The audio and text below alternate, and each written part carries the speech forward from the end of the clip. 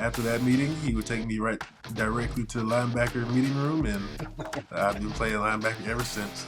I'm like, okay, I'm just gonna sit here and not touch my phone again. As soon as I put it down, it rang. It wasn't the same college experience you and I had, Steve, our 4 years that I can promise you. No. D Knight was grinding in the classroom too.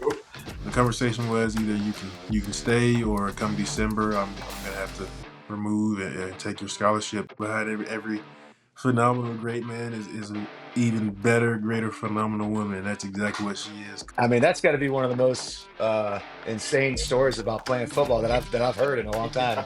I get some dad strength and dad speed in the middle of it. So after games that we would lose, I'm still out there doing DoorDash. So I couldn't truly focus on football the way I wanted to.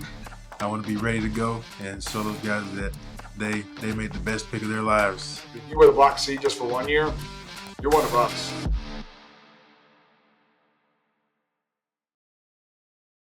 Home Team Barbecue is fired up to take care of your tailgate and watch party needs this season. Home Team is known for its smoked meats, creative daily specials, and twists on Southern classics. Smoked wings, ribs, pulled pork sliders, barbecue nachos, or classic sides like mac and cheese and collard greens are the perfect feast to fuel your game day. Round up your friends and give Home Team Catering a shout at catering@hometeambarbecue.com, or head to 5 Points for a frozen game changer cocktail and barbecue snacks to celebrate the next Gamecocks big win. Visit hometeambarbecue.com to check out the menu. Looking for the perfect spot to unwind? Steelhand Brewing in KC has you covered. Whether you're craving a refreshing craft beer or just a great time with friends and family, Steelhands has it all. With a variety of craft beers, spacious outdoor beer gardens, and a delicious food menu, there's something for everyone. Plus, join them for free live music every Thursday through Sunday. Visit steelhandsbrewing.com to see their lineup of upcoming events or host your own. Handforce and Casey and voted best local brewery again this year. Go visit steelhandsbrewing.com. All right, you carnivores, we got a new sponsor, JCQ Farms, located off 177 Saluda Bluff Road in Batesburg, South Carolina. Huge Gamecock family, folks. So they have grass-fed beef, pasture-raised pork, and they have absolutely no antibiotics, no hormones, and all of the animals are treated humanely. They also practice regenerative farming. Right now, their top sellers are tomahawk ribeyes, cowboy ribeyes, fillets, bacon, and this primal ground beef mixture. It's heart, liver, and beef mix. If you're going to get any sort of meat, get it from here, folks. All right, we are sitting here with one of the newest members of the Cincinnati Bengals. Congratulations, dude. Appreciate you. Second round, pick 49. There's been some studs that have rolled through Cincy, especially the linebacker position. There you go. A couple that I absolutely hated playing against, Vontaze Burfict and Ray Maluga, two of the heaviest heads in the NFL. There you go. We played a preseason game against the Bengals when I was in Atlanta where James Harrison was playing a box will linebacker. Oh, yeah. Yeah, running lead week. No, I didn't sign up for that. No. So that had happened.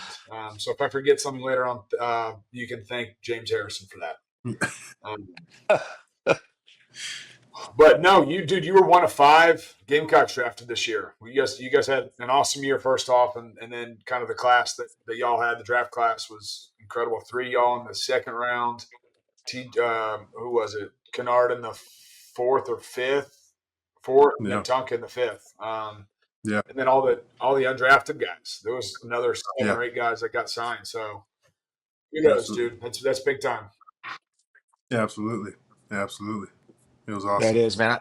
I saw a graphic. I think one of the guys tagged me, and it was you coming out of high school. What were you? What stars were you? I started. Originally, it was 0, and then once I committed to Georgia Tech, then they give me 3 stars, which it's too late at that point. But yeah, 100%. But yeah, man, I'll have to look back at the thing. But it was like Nick, TJ, and Kennard, man. It was kind of wild. Like, they just didn't have any stars, and then getting drafted that early in the NFL draft. It's pretty incredible, man. Yeah, absolutely. It's been a big thing that Beamer's talked about in the development. Like, you were developed other places, then you continue to shine as you got here. But like a guy like TJ, I remember when TJ got here. I remember when Nick got here. They were both raw, extremely talented, but they needed refinement from a development standpoint, Right. from mentally, physically, kind of all the above. And you give somebody 3 years in a system, and you can really flourish. Absolutely. No doubt about it. All right, well, take us back to your childhood. Like, how did football start for you? Where did it start? Give us the whole shebang on why you're sitting here in this situation right now, about to ship up to Cincinnati, Ohio. Yeah. It's not football would not be the first love. Baseball was actually the first love. Okay. I thought that's where I was gonna be, possibly the MLB. And then I remember football would come into play one night when something happened to our washing machine back at home. So mom loaded up the minivan we had, me and my sister, and the clothes. Dad's at work at the airport, and she's like, we're gonna go down the street to the little gas station that has a nice little laundromat. It's nice, and everybody's friendly in there. We'll wash the clothes real quick, and I always enjoy doing that because it was different scenery than being in the house. So we got there, got to the gas station and the laundromat.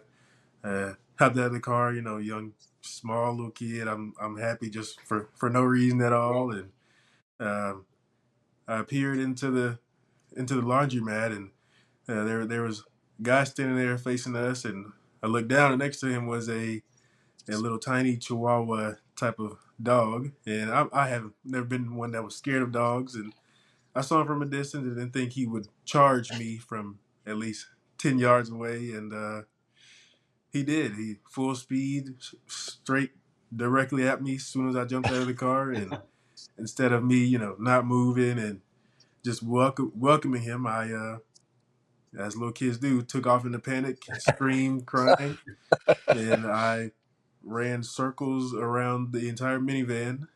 And my mom Shaking this said, ball. to this day, yeah, to this day, my mom says it was like a Looney Tunes type of cartoon where I'm running in circles.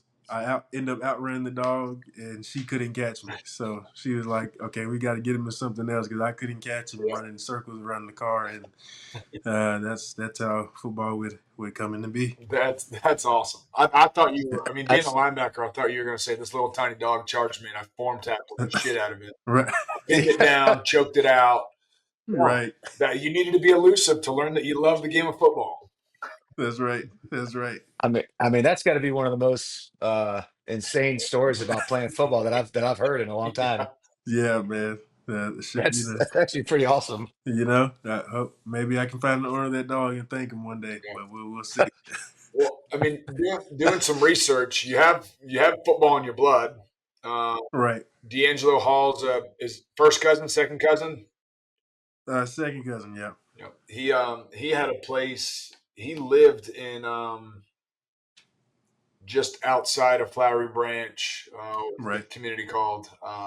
But he lived on the golf course right there. I played it a few times, and he had There like you go. six big dog. You hit one left of the fairway, and you're close to Yeah. his fence, and Yeah. you go to walk over to hit your ball, and there's like the largest Right. dogs you can see like on the fence. You're Yeah. like, get me out of here.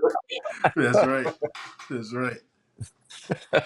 But how much did his influence? I mean, did y'all hang? Did your families hang out a bunch growing up? Was he a part of your life as a young kid? Did you follow him and all that stuff? I pretty much followed him from a distance. Never truly got the chances to see him in person, just because I'm sure his schedule was pretty hectic and busy, being in his line of work. So being small and tiny, I would just have to hear about stories. Oh, he was here, but you missed him, or he's doing this. So just watching him on TV and things like that, and trying to pick up things for that. Knowing that he's able to do it at the level that he was doing it at, and me being like, oh, I want to do that one day. So it definitely gave me inspiration for sure. Yeah. Have you talked to him since you got drafted? I have not. I'm in the works of trying to get that done. I believe that should happen here soon, hopefully. I can only imagine your cell phone. Right. It's pretty insane. Yeah, battery drains 4 times a day. It takes 4 charges Oh yeah. to get back to everybody. Oh yeah. Stays on the charger. This so you played freaking quarterback in high school? I did. I was a quarterback my pretty much my entire career. Now you're the quarterback of the defense. That's right. That's right. Dude, that's awesome, man. So what made you play quarterback? If when you started playing football, you just wanted the ball in your hand or what? Uh, well, when I truly started playing football, they put me at right tackle, so That's I where I started out too, baby. Yeah. wasn't really loving football. I was pretty much coming back to the sideline or coming back to my parents at halftime, like, "Are we done yet?" And Oh man. couldn't really stay in football. But once our running back got hurt during the game, and the coaches were on the sideline, which are pretty much dads were the coaches. They're on the sideline trying to figure out who's going to be the running back. And my dad walks up just casually. He's like, "I just my son back there." And then the rest will be history. I developed a stiff arm. I didn't like people tackling me, so I just decided to run faster than them, and then also stiff arm them off of me. And I was like, "Well, this is fun when I score." So having the ball in my hands was pretty cool. And so it was originally running back, and then of course having the ball in my hands in middle school was running back, and then once I got to probably my ninth grade year, my freshman year, is when I was like, okay, maybe I can turn this into a quarterback thing. So, because I wanted the little glitz and glamour side of things, just because running backs got all the dirty work, didn't get too much recognition. But I figured if I could figure out and learn how to throw, it'd be pretty cool. So I grabbed a trainer. Um, who passed not long ago, and he really brought me up as a quarterback and helped me truly develop into a great quarterback. Where I ended up getting, of course, those offers from Georgia Tech and Indiana at the last day before signing day. But yeah, quarterback was my end all be all from freshman year to my senior year, and that's truly what I thought I'd Yeah. be playing at the next level. Never thought it'd be on the defense side of the ball. Yeah, what happened with the switch? So it was not anything that I wanted to do, actually. First day that I got there, I introduced myself in the locker room, or in the first team meeting ever at Georgia Tech. I got up there with the rest of my comrades, freshman comrades. Everybody's introducing themselves, saying where they're from, saying what position they play. I got up there, said my name is Demetrius Knight Jr. I'm from Locust Grove, Georgia, a couple minutes down the road, and I play quarterback. Uh, Coach Collins, who I love to death, he stood up and said, "Actually, you are an athlete." And then that's when I was like, "Oh, okay, all right, Oh cool." man. So after that meeting, he would take me right directly to the linebacker meeting room, and I've been playing linebacker ever since. Hey, I was an athlete too, but I ran something that had, I think would you run 4.5 at the combine? Yeah, I ran a 5.0 yes, sir. athlete out of high Yeah, school. So we both had a 5 in our 40, but yours was just right, a little bit right. better than mine. Um, and I was a 2-star too. Wow, But let's talk about, I mean, your initial passion was baseball. You learned to love football. Um, just an overall athlete. But talk about the emphasis on playing different sports at a young age and different skills you developed to kind of like carry you over to have this ginormous set of skills when you got to high school that could make you so versatile. Yeah, being able to play basketball definitely helps you on the defensive side of things. So, of course, it wasn't uh, too drastic when it happened in college. But of course, I'm just playing and just truly playing other sports just to try and stay in shape. Just because football was my number one, so basketball was a stay in shape. I use my vertical, things like that. Get rebounds, box guys out, continue to stay in shape.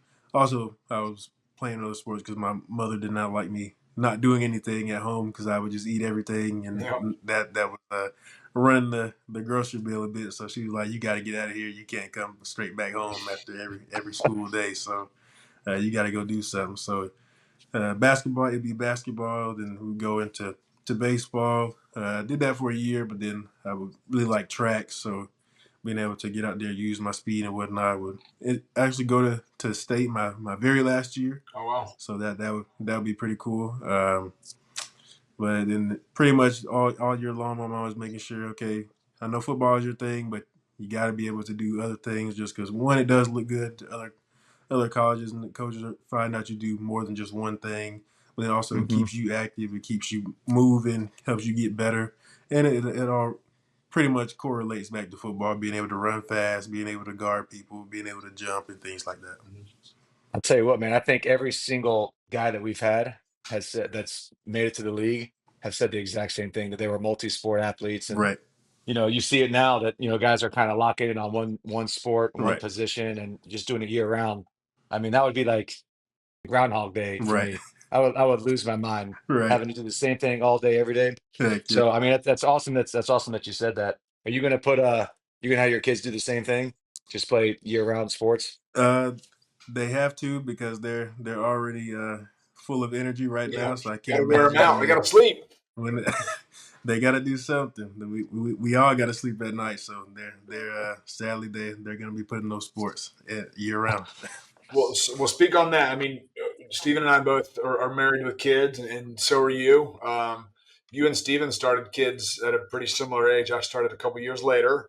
Um, Right. but brag on your wife and brag on your kids. I know they're a big part of what you do and why you do it and your purpose. So shed some light on them. Oh yeah. My wife is truly that's the real MVP. Behind every phenomenal great man is a even better, greater, phenomenal woman. And that's exactly what she is. Because every time I'm gone, she's handling both of them with uh, no complaints. Of course, there are things that go on, and they can end up coloring on the couch or the wall or the ground, and she's got to deal with that. And I get pictures of it, and she's like, "Well, look what your kids did today," and I'm like, "That's." I think it's funny, I but love she doesn't I think it's love it. funny. So, but Whenever the kids mess up, man, it's always look what your kids Yep. yeah, did. Yep. right, right. But yeah, she deserves so much. So being able to be in the position that we're in now, just to uh, spoil her to say the least a little bit. Just once we get settled and things like that, making sure she's taken care of, getting where she wants to be, getting her the things that she likes is going to be Yep. awesome to do. Just by how much she's sacrificed and just moving to all the different places that I've been and. Mhm. Now moving probably the farthest we've ever been from family. So um, she's the rock, pretty much the centerpiece of this family, other than the Lord. But yeah, she's awesome. And then those two are they even though they drain us each and every day, they pick us up. They bring us energy and they bring us laughter. They truly bring us life. So I know the guys at Carolina they would call me Unc in the room because I guess I'm uncle, but I'm like I'm 24, I'm married, so I guess I'm uncle to those guys. But little do they know that's my edge on those guys. That's why I'm able to run fast, if not faster than majority of them anyway. But it does give me an edge because Yep. I get some dash strength and dash speed in the middle of Oh it. yeah. So What I are the can't. what's the ages?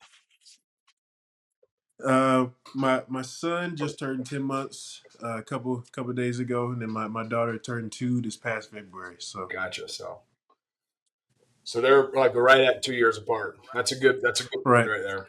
We uh, there you go. we have four, and ours are 9, 6, 4, and 3, and the last two are like 12 months and 2 weeks apart. Oh boy, Nice.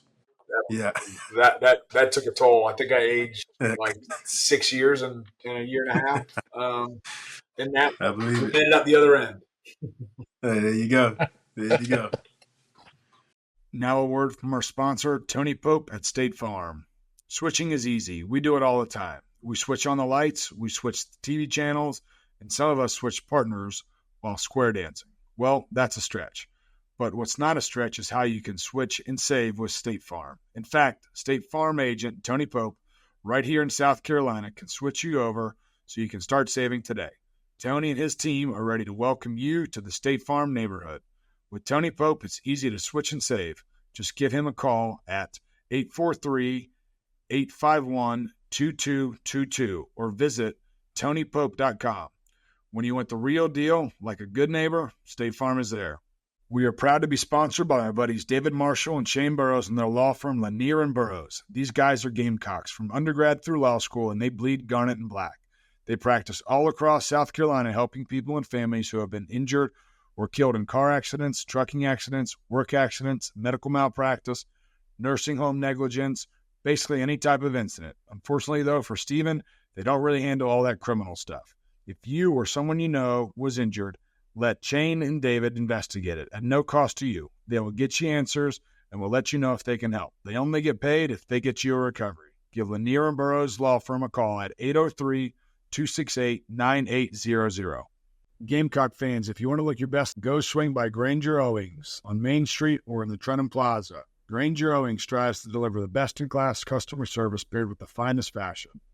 Their stylists truly cater to each customer, starting with a personalized consultation every time, and help each individual build a wardrobe based on their lifestyle needs, occasions, and preferences. At Granger Owings, you will find the latest from classic, up-and-coming, designer brands of clothing and shoes for men and women. From business attire to custom clothing to sportswear, weekend wear, and formal wear. They dress their customers for every occasion. All right, well, talk about your high school recruiting process. Like, I know you committed to Georgia Tech, but who else was in the picture? Obviously, Georgia Tech was right there. Was it just more of a convenience wanting to be around family? Yeah, high school recruiting was not really good. Well, I guess it was, and then it wasn't. Just because Butch Jones and his staff at Tennessee at the time, they really loved me. After I came to a big satellite camp, did very well. Mm-hmm. They invited me out to a camp in Tennessee. Went out there, did a camp there, did extremely well there also. And I remember Coach Canales. I think he's at UTEP or somewhere else now, but he was the quarterback coach at the time. He was like, "Man, you're really good. We don't know where you came from, but we would love for you to come on official visit, next couple of weeks." And in my mind, I'm like, this is it. I'm gonna be a quarterback in the SEC, possibly play behind, learn and play behind Josh Dobbs. And once he leaves, I can move into the spot. So there I was getting Tennessee shirts and anything Tennessee I was getting, just waiting for them to send me the messages saying, "Hey, come. Your visit will be this day, these 3 days," and I was most likely going to commit day one. I stepped on there the second they asked, but the following weekend they would end up firing those guys. So that would all fall through, and then after that I was left with pretty much nothing. So back to square one with no offers, nothing really brewing, and that's when Georgia Tech would come through. I'd go there with Paul Johnson, do a camp for him, and immediately after the camp, he'd put me, my sister, and my mom on a golf cart, drive us right up to his office, and he's like, "I don't know how you don't have more offers, but I'd love for you to come play quarterback for me and run my triple option for me." And I'm like, "That sounds great to me." So committed there just because also family played a part, just because I knew my mom and sister were close, and I didn't want to be too far from them. Wanted to be an easy drive to them so I could check in and on weekends and things like that. Indiana did come in the day before signing day, so definitely tried to throw me off a little bit just because they tried to sway me because they were like, "Oh, well, we know you play quarterback. You probably won't play quarterback in the league if you go to Georgia Tech because of what they run. But if you come to us, you can play actual quarterback." And I started to think about it. I'm like, I mean, that's true, but I figured that I was an athlete anyway, and if I got a chance at quarterback, I'd get a chance, and if not, then I'd find a way at a different position, which ultimately would be what happened. But it happened definitely for the best. No. Well, you go to Georgia Tech. Well, first off, I did a month-long externship, like an internship through the NFL with Georgia Tech, with the athletic department there. Forget it was the deputy director of athletics who was walking around. We were touring a bunch of stuff. And he was like, "Pat, do you know what the average SAT score is of a student that goes to Georgia Tech?" And I was like, "Is it at a 1,600 or 2,400 now? I don't know where it's at from this standpoint." Yeah. It's 1,600. And I was like, 1,450? And he goes, "No, 1,560 is the average SAT score." Jesus. Of undergrads at Georgia Tech, which is unreal. He was explaining to me that the easy major, which a lot of athletes try to do because it's easy, their easiest major is business. One of the hardest majors in South Carolina. I mean, I was like, man, juggling workouts, performing on the field, staying ahead of your coursework, like. Yeah. It wasn't the same college experience you and I had, Steve, our 4 years there. I can promise you. No. D Knight was grinding in the classroom too. Man, had to, man. That stuff was grueling to say the least, man. Grueling. That's a hell of a term to describe schoolwork, Yeah. man. Man, just those late nights doing. I was an LMC major, a literature media communication major, but I thought I avoided having to take labs, and they were like, I remember, think it was one of our safeties. He was like, "Oh, nobody gets to avoid taking labs. It doesn't matter what degree you are, you have to take a lab." And I'm like, he's just trying to scare me. And then, sure enough, that junior year, my academic advisor's like, "You're gonna have a 7:30 lab every Tuesday and Thursday night." And I'm like, "All right." And that was the Oh, most man. I've never wanted to stop. just yeah. It's never wanted to wave the towel so bad just because everything was yeah. They talk about rocket science. It was rocket Yeah. science probably times 10 because I didn't know half the stuff they were talking about, and you've got kids in there. They're like, "Oh yeah, that makes sense," and I'm trying to find the smart groups every day. I go in there and I'm telling those kids, "Oh yeah, definitely, yeah, that makes sense." They're asking me questions. I'm like, "I don't know. What do you think?" So I'm just trying to make it just like them. So shout out to those guys that helped me get through that lab, Well, man. that reminds me of Coach Spurrier would always say to the quarterbacks, "Guys, it's not rocket surgery. It's not rocket Oh surgery. God. Just throw it to the open receiver." Just Right, right, I find myself saying that way too often.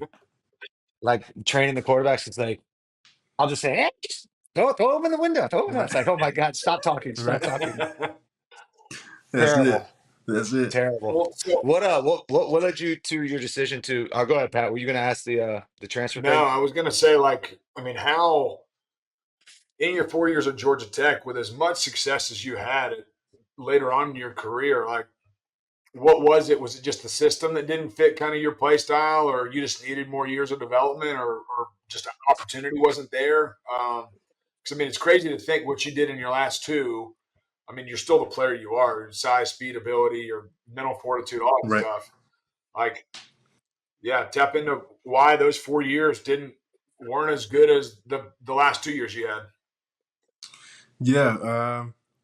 It truly would be opportunity. That's all it would end up being. Just because two of the guys that we had in front of us would end up coming back to use that COVID year, my junior year. So kind of threw a wrench in the plan, but Yep. I didn't mind it. I knew those guys were going to finish up, but once those guys started to get about 70 to almost 80 snaps a game, and I'm on the sideline, and well, all of us linebackers on the sideline watching those guys, deteriorate the entire game. We're like, man, can we just help those guys for at least one drive, Yep. just give them a break? But yeah, they ran those guys into the ground, and we were just sitting on the sideline and doing special teams. So I had asked if I could redshirt, and it would lead to a good bit of conversation between the interim head coach and I at the time, and it didn't really see it the same way as did. In other words, he didn't really want me to redshirt and wanted me to continue to play special teams, but I didn't want to waste another year playing special teams Yeah. because I knew time was time was of the essence, and Right. I needed reps at linebacker, and I wasn't getting many reps at linebacker. So I knew if I wanted to go to the league, I would at least have to have 2 good years of actually playing the position, and not just one that I could bank on. So I continued to go through with it. Scholarship would the conversation was either you can stay, or come December I'm gonna have to remove and take your scholarship. So uh, that's ultimately why I would end up in the portal, just because Yeah. um, Yeah. scholarship would That's be a good reason too. yeah it'd be Yeah. pulled from me. So I didn't forced into the portal. It was never a plan on leaving. I was already in the works of getting my master's. I was talking with academic advisors. Was going to use those 2 years to get a master's, because since I was graduating that year in 2022 anyway, and yeah, well, just didn't see it the same way. So he said, interim coach said, "Hey, I'll give you two options. You can either stay or come December, since you're graduating anyway, I'm going to have to take your scholarship. So definitely a lot of Jeez. talking with the Lord and family, and ultimately just taking a chance on myself, and didn't want to truly waste that other year. I did change my mind and was like, okay, I'll just go play special teams. But pretty much my wife and my mom were both like, do you really want to waste another year like that? And in the bottom of my heart, I'm like, no, but I also would like to stay and have some type of security, because if I jump in the port, I don't know what's Right. going to happen. So just kind of made a promise to my wife that, okay, if I don't get a chance anywhere else, I'm going to use my degree to provide for our family. So she was like, well, that's fair. So luckily Charlotte would come along, because Coach Lou would end up over there, and then that's where I would follow him and end up over there to truly develop as a linebacker and truly get to start for the first time. Yeah, that's a hell of a story. Jesus. Yeah, absolutely. Tell you what, folks, download the Underdog app. It's legal in South Carolina. Use the code Tailgate547, and they'll give you a up to $1,000 bonus cash and a free pick 'em. So, I mean, what the hell does it matter? Go ahead and lock it in. Listen up, Gamecock Nation. Meet your new favorite streamer, Deputy Smitty. A former police officer and diehard South Carolina Gamecock fan, Deputy Smitty brings action-packed content to life every night on Twitch starting at 9:30 p.m. Connect with him on social media by searching Deputy Smitty and join his growing community on Discord at discord.gg/Deputy Smitty. So grab a drink and catch the thrills, laughs, and plenty of Gamecock pride in every stream.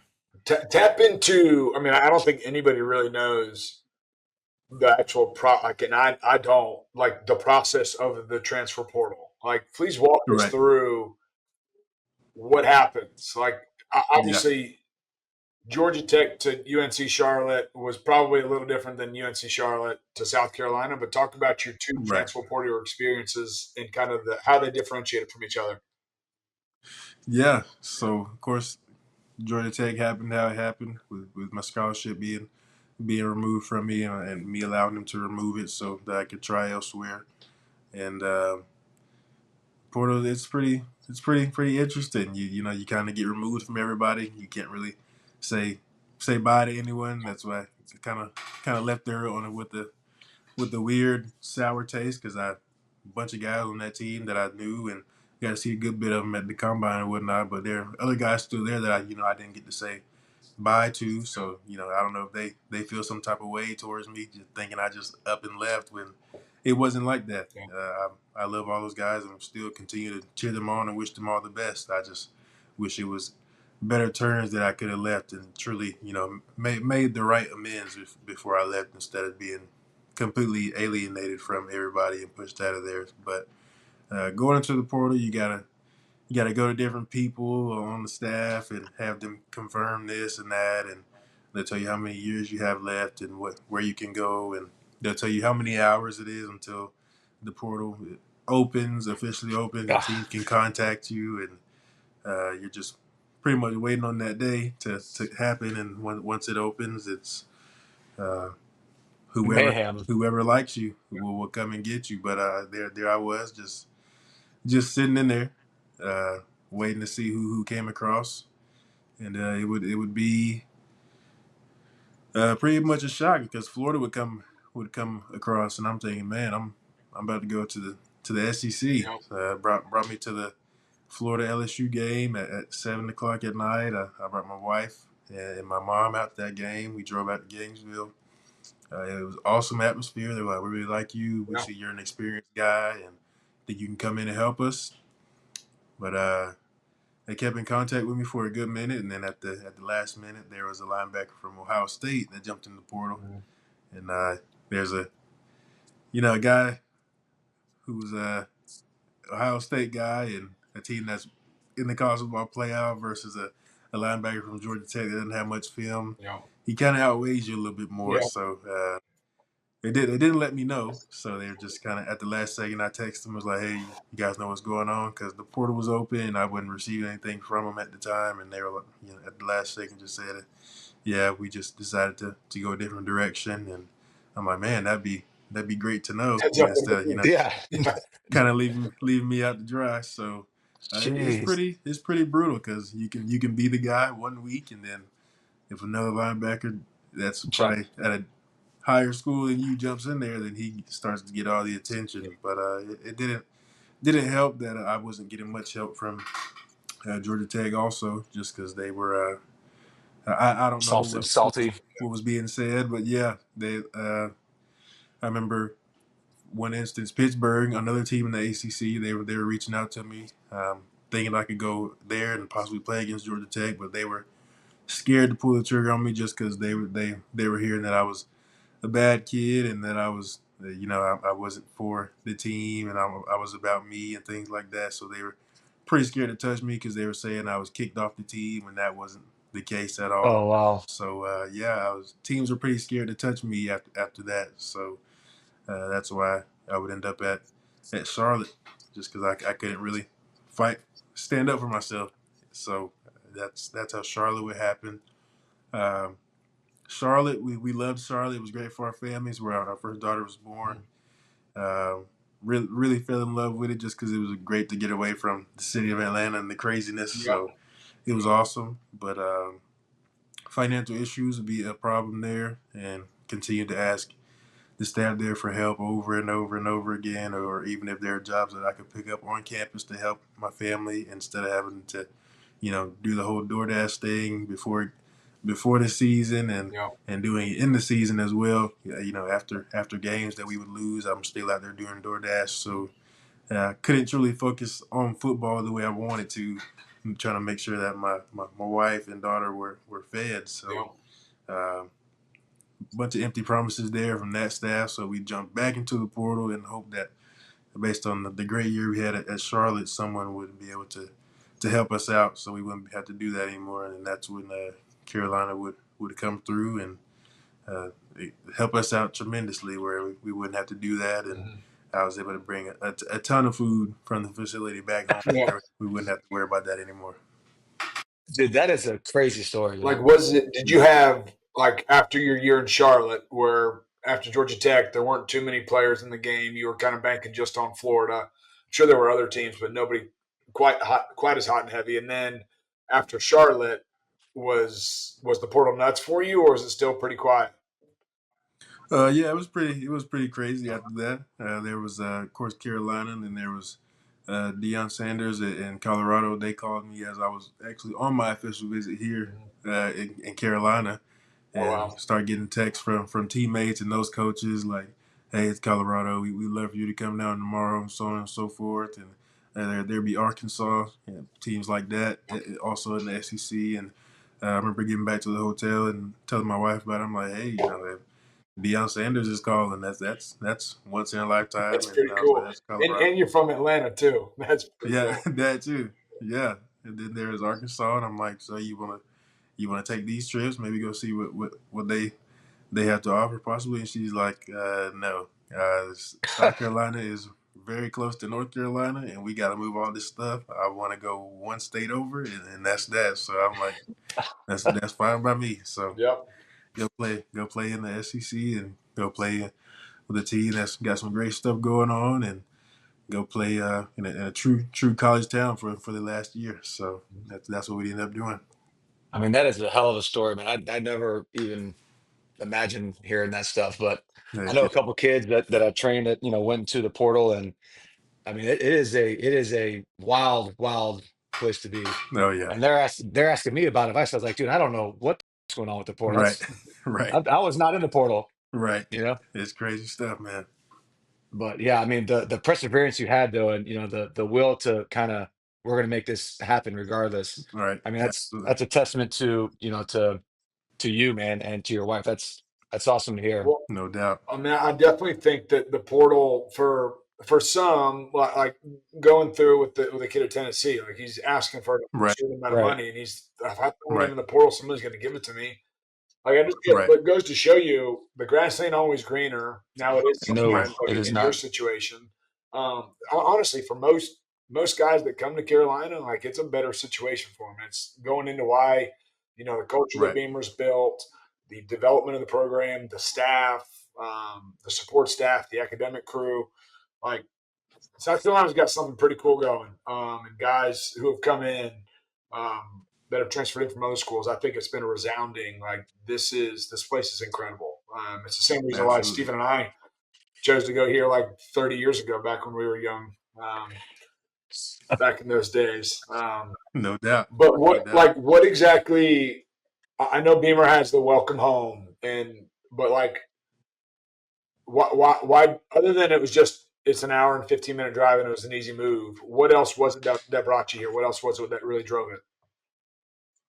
It was just that of course, the welcome home thing, but it was the fact that it felt like family. The one day that we were here, of course, we got out to Columbia the first day after they reached out to me because we wanted to get things moving pretty quickly, and we hit it off day one. My family was loved from day one, and when my coaches and their wives are reaching out to my wife and taking the time to talk to her and making her feel at ease, that puts me at ease. So truly being able to reach out to my wife and put her at ease, have somebody to talk to, and same thing with my daughter, trying to help in any way that they can, and where it's not just me all the time. She's got someone else to talk to, got another woman to talk to, speak to, and things like that. Yeah, it helps just because at Charlotte you didn't really have that. Of course, you saw family, after games, but usually it was after a loss, and people are a little salty and whatnot. But Carolina, it was, almost like we'd been here the entire 4 years. And of course, the welcome home thing was real for us when we came in, and they talked about truly, giving you what you're gonna get when you get here. So you're not just gonna get a facade on the official visit. They're gonna be the exact same even afterwards, and they held to it. It was family, and this place is gonna be family for forever now. So this is one place we're not gonna be strangers to at all. So we'll definitely be popping back into Columbia anytime we get the chance to. I do think it's so cool how Coach Beamer's implemented the family night. So, I mean, you players see all the kids running around there. You get to know them on a deeper level. It really creates an atmosphere. Not that you're, when I always took the field, I was like, I'm playing for the guy on the right and the guy on my left. But having the Right, coaches really embrace you like that too and bring you into their families, like, I'm right, going to play for that dude calling plays too. I'm going to play for him. I'm going to right. play for him. It makes it, it just kind of ever evolves into like a big, ginormous family, which is so cool to see. Exactly. I mean, Absolutely. I remember, Coach Spurrier would do that. Remember, Yep. with all of his 75 grandchildren running Yeah. around. The triplets and the quadruplets. Right. Yeah. No, but it definitely makes you want to play, a little bit harder when it's one big family. It's not a bunch of like, Pat and I have interviewed a bunch of guys, and it's not, when you're in a team that's kind of clicky, you Right. don't you don't really give a shit about playing as Right. hard. Yep. You No. know, Yeah. That's true. Yeah. You always want to play for the name on the front, not the back. The back will That's play right. better because the name on the front's playing well. That's right. I just want to hear one more. Like, I just want to hear a crazy ass story from your perspective about doing the DoorDash thing. Like, was there any sort of Yeah. craziness that ever happened, or? Let's see. Um, He's digging through. He's got a bunch. there are a couple of nights where the places you pull up to are very, very horror Sketchy? horror horror movie type esque houses where No. they're like. I remember there was a place where it's kind of in the boondocks to say the least, and we're driving through a little neighborhood, and all the houses are close together. You got cars parked on the side of the road. And you get to the end of the road in this neighborhood, and there's trees. There's a dead end. There's a creaky old dark house on the end, and then the worst part is they give you two options. They either tell you to hand them the food, or they tell you to put it on the ground in front of the doorway. And of course, in the creepiest houses, it'd be the ones where they want you to hand them the food directly. So I'd always tell my wife, because we'd have a system where I'd drive to where the place was and she'd run and drop it off. But anytime it said hand it to the person, that would be me. You So definitely, Definitely was She's on edge on she's those. recording anything just in case something Yeah, crazy happens. she's actually in the driver's seat just in case something happens. I can just sprint back and jump in the window real quick. But yeah, it was a Golly. couple stories like that where they made an order, but they don't leave the light on for you. So it's like, man, I don't know what's in this grass. I don't know what's around this car, and I just gotta leave it right here, take a picture, and and run away from it. So yeah, Well, I think that goes into a lot of like just your mindset of like I'm going to do whatever it takes. That's right, on the field. That's in personal life. That's dealing with finances. That's right, giving yourself a better situation outside of Georgia Tech. right. You've bet on yourself, dude, and you have overachieved like crazy. I can't wait for what the rest of it's going to look like. Uh, Absolutely. Talk about your DC, your linebackers coach at Carolina Yeah, was a stud football player in and of itself, Clayton White. Uh, yeah, he was. I mean, and he had a knee injury, which kind of like really halted his career because I think he would have played for a long time too. But talk about No playing under doubt. him, the man he is, the system, how that fit your play style, all that stuff. Yeah, being in his system, playing Mike linebacker allowed me to truly put it all together. Just because at Charlotte, I was a money and a will linebacker, but at South Carolina, I was asked to play Mike. So that just kind of allowed me to shift over and pretty much run things as a Mike linebacker should. So being a true field general, so it allowed me to put everything together that I had learned at Charlotte and being able to put pieces together with all the guys in the room and all the guys on the defense was awesome. So having people that not only love football, but having people that wanted to win around you Right. that were willing to do any and everything it took to win was what made it a lot easier because those guys they're on their stuff. I'm not having to remind them of stuff, and that makes job easier on you because you can communicate with them, and once you're both on the same page, you can go. So being able to play at Carolina allowed me to play fast, and the guys around me allowed me to play fast as well because I was confident. All the other 10 guys out there. I mean, as Pat mentioned earlier, coming from a high school quarterback, wanting to play college quarterback, now you're the quarterback of the defense. I think that's translates pretty well, man. That's a pretty wild transition, man. That's awesome, though. When you were Absolutely. you in high school, like did you learn like did you understand coverages? Did you understand like route concepts and philosophies when you were in like high school, or were you just like the best player on the field, like most high school quarterbacks?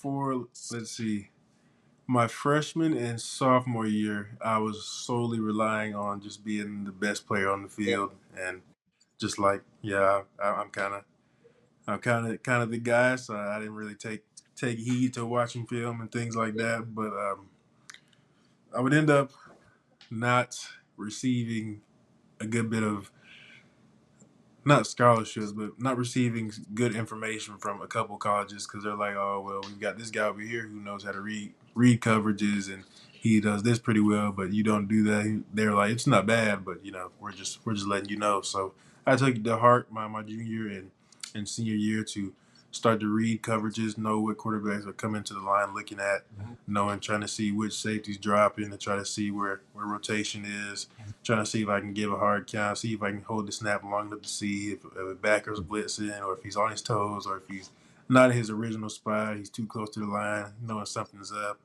Now you're talking my language, baby. Yeah, stuff like that. So yeah, junior and senior year, I would focus on that, and yeah, it would. I'd ultimately be able to use that as a linebacker. So knowing what those guys are coming to the line looking at, I can use that to my own advantage. Give them a different look pre-snap and then change it up post-snap. No doubt. No doubt. Oh, there's one play I remember, and it was like one of several that you made, but it was who was the team that ran the fake punt and you ran from the far left hash all the way to outside the numbers on the right side of the field to make the tackle as the ball was being snapped? That would be Oklahoma. Yes. Yeah. I remember like I watched it. I was at the game. My kids were saying something. They faked it, and I was like, "What just happened?" I couldn't really tell, so I came home and I pulled it up, and I'm like, oh wow, they had 3 guys over there. We only have Right. 1 defender over there. And you see it from the opposite side of the field. You're Yeah. like, oh, these numbers don't work, and you just start Right. sprinting pre-snap, Right. show up, and you make that play. That was incredible. That's what it was, man. Yeah, they always say when you smell a rat, you smell a rat. So Yeah, there's three people over here doing nothing. That's not their original punt formation. So something's up. my running backs coach said, if you smell shit, it's probably shit. Yeah, that's right. That's right. That's That's a right. that's a great phrase. Dude, Absolutely. I gotta ask you, man, about the everybody wants to know, man, the little video that took place, man, with the phone call and getting that call, man. Kind of Yeah, tell us about the emotions and everything about that. Yeah, man. It was surreal. We didn't, of course, we didn't know who was gonna pick us up and who was gonna call us. We were possibly hoping, or not hoping, but we were thinking maybe, in the middle, like it did happen. But we were just sitting there. I kept checking my phone. I keep making sure that my volume's all the way up. I keep touching it, and I'm all right. Let me just leave it alone. So after I think Arizona, whoever put their pick in, and I saw the pick was in, I'm like, okay, I'm just gonna sit here and not touch my phone again. And as soon as I put it down, it rang. As soon as the Bengals got in the clock, it rang, and I'm like, no way, this is happening right now. Because as soon as I said the pick is it, like they're on the clock, they called me right away. So it was. They had their eyes set on me, and that's what they were talking about. As soon as I got with them, they're like, we were super excited that you were there. We were super excited to get you, and it was a no brainer for us. So it was awesome to hear them say that, and just to feel again like it felt like Columbia in Cincinnati yesterday, where everybody felt like family, and that's gonna play a big part in bringing my family around. And if they're feeling great, that allows me to play football great. yeah, So. Yeah, just going back to that night and that phone call, just full of truly the emotion of being removed from my teammates at Georgia Tech, being removed from a place where I didn't want to leave, and being, not pranked, but being swindled by Florida, thinking we're going to the SEC, and then ending up at Charlotte, and then being, financially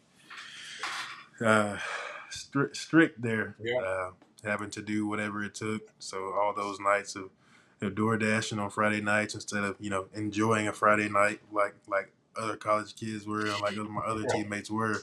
I'm out on where me and my family are out on Friday nights working, so we can enjoy a Saturday. mhm, So Friday was sure it was the last day of classes and everybody's happy and excited, but as soon as I finish my last class, and I'm going out there and door dashing just so we can enjoy our Saturdays. So just thinking about those nights, and it all hits you all at once, and just thinking that, man, I don't have to door dash anymore, and football is gonna be this is my job now. And the thing that threw it over the top was have my wife and kids there right there, knowing that I get to take Yep. care of these guys. I get to take care of them doing what I love, and so that just made it all whole for me. yeah. That's. I mean, I could tell him. I mean, you're an emotional player. You Right. play with it. I mean, I think everybody in the Gamecock Nation can speak for that. Like you leave it all out there all the time, and I could tell in that Yeah. video just like the sheer overflow of emotions, and then like watching you embrace your family. And this was like it wasn't like it's not just you. It's not just you and them. I know you're a man of faith too, but like everything that you went through, like there's a much bigger purpose to it all, and your story's a Right. testament to it. Absolutely. So I was overjoyed, extremely proud of you and everything you've accomplished so far and overcome so far. Um, do you know like what exactly are the plans? When do rookies report? When's rookie mini camp? All that stuff. When are you shipping up? Yeah. So we've got a little bit of downtime right now. So just continuing to uh, not let up the gas because I'm always looking for an edge. So I did get back yesterday, but I still went and worked out today. So I want to be ready to go and show those guys that they made the best pick of their lives come this year, and that they're gonna get one heck of a linebacker there in Cincinnati, and we're gonna be there for a while. So I want to show them that day one that I'm gonna be a dependable guy that they can count on to go out there and get get my man Joey B the ball back so we can get back to the Super Bowl. Yeah, if you were playing last year, they definitely would have had a better Yeah. team because they couldn't stop anybody from scoring last year. Yeah, No. that's right. That's right. Well, you got to make sure you talk some shit to Joey B and tell him if he goes down, man, you got the team on your back at quarterback. I got this. I did this Hey, in high school. I learned how to read coverages my junior year of high school. I got this. hey, I'll tell him. I'll tell him. Hey, don't worry about it. You're not feeling today. You can just pass it to me. Just All right. Just let me know. Oh man. But we got to switch salaries too if we do this. That's right. Let me just get one of those checks and we're One all of those good. game checks. Have you ever been to Oh, man. Cincinnati before? Other than that trip? I have not. That was my first time. Dude, it's a cool city. You're It really is. gonna like it. It's pretty cool. And it's right on. I mean, obviously you got the river, you got the Red Stadium right there, Bengal Stadium's right there. They're dang Yeah. near side by side with each other. We played a bunch of games there. Yeah. There's a good casino there that likes to take your money, so stay away from Yeah. that. There's several good restaurants, some nice steakhouses. Yeah. Absolutely. Are you? I mean, I'm way ahead of, but you can live in either Ohio or Kentucky. I know a bunch of guys live in Kentucky, just right across the Yeah. river, which is beautiful. But dude, you have so much exciting stuff to figure out here over the next couple months, a couple years. That's right. You're gonna crush it. And Absolutely. I know you were only with the Gamecocks for 1 year, but just like you said, you felt like you were here for 4 years. We felt like you were here for 4 years. Right. Steve and I have talked to several guys who transferred in here, and like I don't know how other teams take it or former players take it, but I feel like Gamecock Nation's like, hey, you were the Garnet, you were the Black Sea just for 1 year. You're one of us. So That's right. we're That's right. brothers for life through it, even though we never stepped on the field together. But you grinded just like I grinded on the same field. You went through a lot of the same stuff I went through. So I'm so glad you chose to come to Carolina. You elevated this program to new heights, and you're only going to do the same thing when you get to Cincinnati. Absolutely, man. Absolutely. Looking forward to it. Yeah. Speaking of family stuff, I got to go coach 8 and 9-year-old baseball, which is like There you go. going to be the death of me here soon. Steven's going to finish up with you some fun stuff, but dude, so proud of you. Crush it. Hit me up if you have any questions about the transition. I was an undrafted guy. I went through a bunch, got cut a bunch. I don't think that's going to happen to you, but if I can alleviate any of your growing pains along the way getting in the NFL, Absolutely. give me a shout, brother. So proud of you. Absolutely. Will do. I truly appreciate it.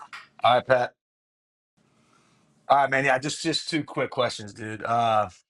What is your favorite part about playing at Williams-Brice and being part of just, the Carolina family?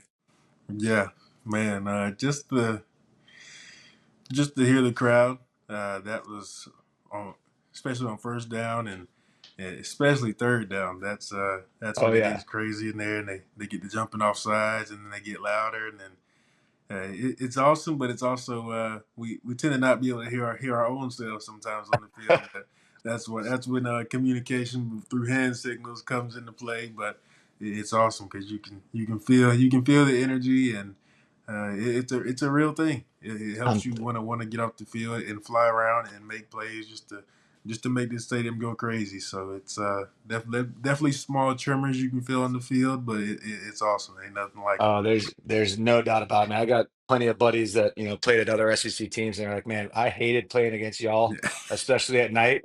Like, just having nightmares of hearing Sandstorm, just Yeah. all the time. But yeah, it's actually wild.